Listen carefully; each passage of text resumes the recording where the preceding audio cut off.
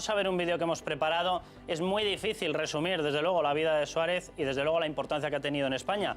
Pero vamos a intentar ver algunas de esas notas que lanzaba esta persona, uno de los grandes impulsores del espíritu de la transición. Hoy lo vemos un tanto decaído, su espíritu, la verdad, y de la democracia. Atención. Cebreros, Ávila, años 40 del siglo XX. El niño Adolfo Suárez tiene claro lo que será de mayor. Presidente del gobierno. Abandonado por su padre, pronto es el cabeza de familia para su madre y sus 4 hermanos. La política le fascina y enseguida despunta en Acción Católica. Los estudios no le interesan tanto. Se licencia en Derecho a trancas y barrancas. Fernando Herrero Tejedor es su padrino político. Junto a él asciende las estructuras franquistas. Es gobernador civil en Segovia durante la tragedia de Los Ángeles de San Rafael. Y como director general de Radio Televisión Española, es el mejor aliado de don Juan Carlos para que nadie le aparte de ser el heredero cuando muera el dictador. Esto sucede el 20 de noviembre de 1975. Suárez no está en la mejor situación tras la muerte de Herrero, pero el nuevo rey lo tiene claro. Arias Navarro tiene que ser sustituido por el astuto abulense. Torcuato Fernández Miranda se ocupa de conseguir lo que le ha pedido. Suárez entra en la terna y es elegido presidente en el verano del 76. Llega a Zarzuela conduciendo su SEAT 127. La aventura es apasionante. Libertad, libertad, sin ir a libertad. La estructura franquista se suicida con la reforma política y el Partido Comunista se legaliza. Todo está listo para las primeras elecciones. Suárez gana bajo las siglas de la Unión de Centro Democrático. España aprueba su primera constitución de consenso, nuevas elecciones y nueva victoria de UCD. Pero se acaba la luna de miel. El partido se desangra y Suárez es el centro de un auténtico pim pam pum. En enero del 81 dimite, durante la sesión de investidura de su sucesor, el 23F. El todavía presidente se queda sentado durante los tiros y protagoniza una imagen para el recuerdo. No es el fin de su carrera política. Escarmentado tras UCD, crea el Centro Democrático y Social, un partido a su imagen y semejanza. Empieza tímido, pero a mediados de los 80 consolida un relevante grupo parlamentario y es la llave de gobierno en importantes ayuntamientos y autonomías. Pero el fracaso de las municipales del 91 termina de apearle de la vida pública. De cara a la galería, empieza a recoger los honores y reconocimientos como el Príncipe de Asturias de la Concordia. Pero de puertas adentro sufre. La enfermedad se ceba sobre su querida esposa Amparo Illana y 2 de sus hijas. Con los años, él mismo es el que padece un mal neurodegenerativo. Dejamos de saber de él. Pero, en 2008, otra foto, otro instante, el de los 2 artífices de la transición. Es la última vez que le veremos. El autor de la frase «queredme menos y votadme más» no es consciente de que el inmenso cariño y agradecimiento que le profesan los españoles no parará de crecer con el paso del tiempo. Ramón, este es un brevísimo resumen. Tú nos puedes decir, tú estuviste directamente en las principales reformas económicas que se lanzaron en los pactos de la Moncloa. Yo tengo la sensación de que si aquello no se hubiese hecho, en estos momentos estaríamos contando una historia muy distinta. Y se hizo con una premisa. La gente que tenía que dar su apoyo lo dio. O sea, allí importó, bueno, lógicamente a todo el mundo le importa, a todas las formaciones políticas les importa su ideología, pero tenían muy claro que lo que primaba era una cosa que se llamaba España y que había que salvar el futuro de España.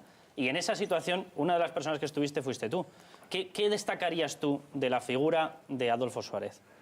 Yo destacaría, sobre todo, el carácter directo, la forma de expresarse sin ambajes, sin terceras líneas de pensamiento, y la manera con bastante coraje de abordar las cuestiones.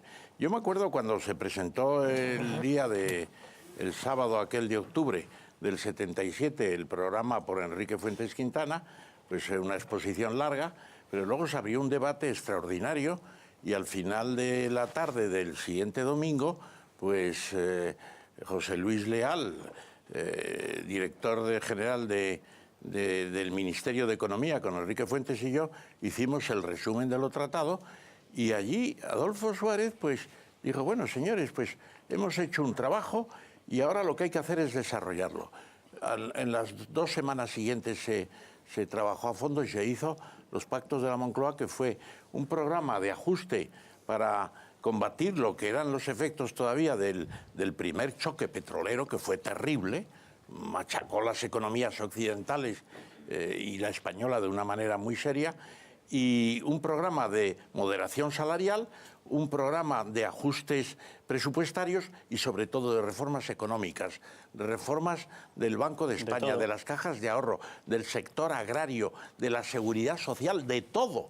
¿Cómo puede ser, Ramón, que en aquella época, con las tensiones que había, sin saberse qué reacción podía tener el Partido Comunista, sin tener el respaldo real, porque no lo teníamos, porque no estábamos integrados, de la Unión Europea, que se afrontasen esas reformas, juntando las distintas ideologías del país, y ahora veamos que teniendo todos mucho más claro lo que hay que hacer, no sea posible ese consenso? Yo eso lo he dicho bastantes veces también de una u otra forma, porque ahora nosotros tenemos un memorándum de entendimiento con la Troika, que ya oficialmente ha terminado ese trámite, pero no hemos tenido un plan propio.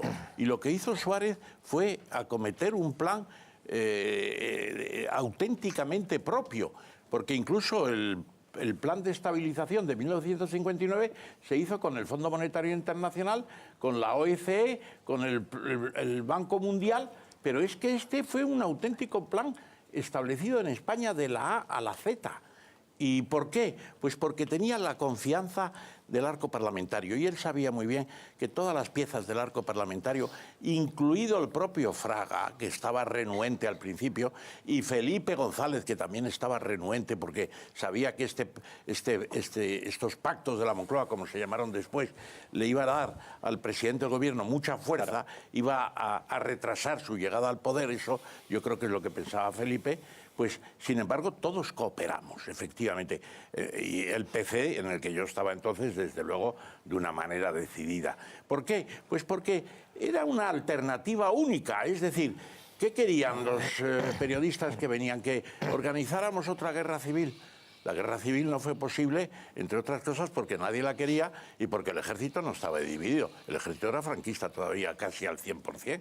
No. Y realmente lo que pasó es que hubo un deseo de concluir una etapa, abrir una reconciliación y además otra cosa que había pasado en los últimos 15 años del régimen, las clases medias habían ampliado su espectro hasta cubrir... Déjame, Ramón, que conectemos, porque me están diciendo que tenemos ya conexión precisamente con la Clínica Centro, es la clínica donde ha fallecido Adolfo Suárez, donde está instalado el velatorio. Está ya con nosotros Sánchez Prieto, nuestra periodista. Adelante, por favor.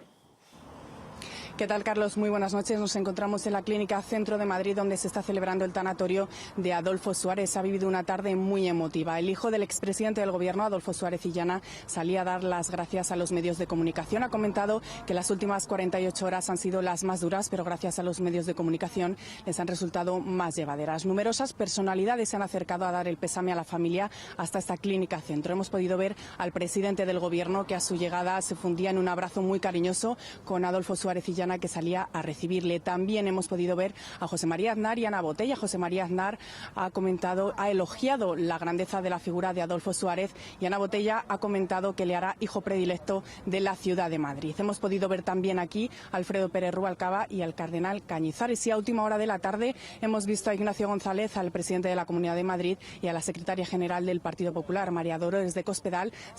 Cuando salía de la Clínica Centro ha querido hacer unas declaraciones. Ha comentado que España ha perdido a la mejor cara de la democracia.